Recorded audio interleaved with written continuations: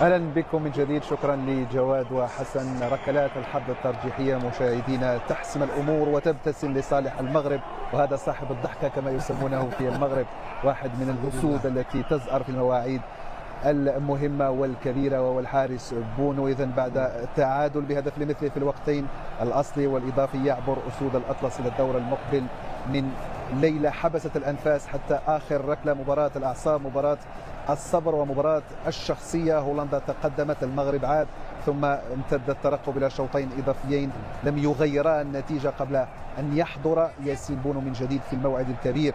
فرحة مستحقة للصيباري ولكل الجماهير المغربية، للجهاز الفني ولجماهير خصوصا في المغرب سهرت إلى ساعات الصباح في المغرب وفي كل مكان. سهر لم يذهب سدى لأن النهاية كانت مغربية والفرحة كانت على قدر الانتظار.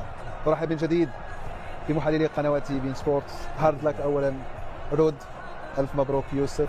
رومان، كلمة بعد هذا التأهل الذي كما أشرت قبل قليل يذكرنا بسيناريو 2022 بقطر.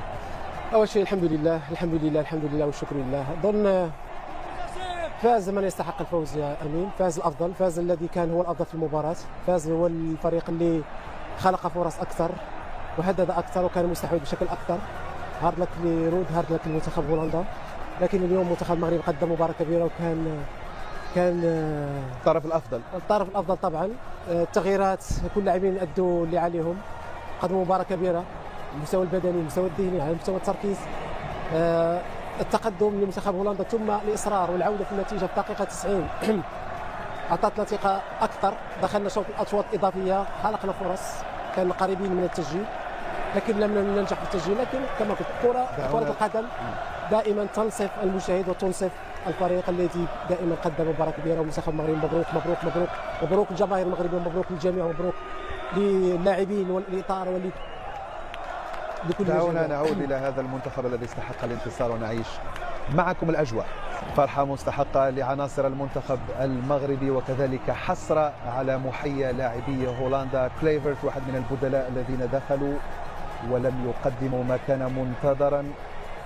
فرحة مستحقة لعناصر المنتخب المغربي. الفرق رومان انه في المباراة التي ذكرناها امام اسبانيا المنتخب المغربي كان يعيش ضغطا.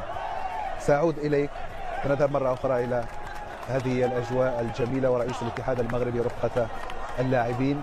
نكمل حديثنا. قلت انه الفرق بين ذاك التأهل في قطر وهذا التأهل انه المنتخب المغربي كان يعيش وقتها ضغطا امام اسبانيا وكان ينتظر ركلات الحظ الترجيحيه. اليوم المنتخب المغربي امام هولندا كان مستحوذا مسيطرا، كان قريبا للتسجيل سواء في المباراة او في الشوطين الاضافيين.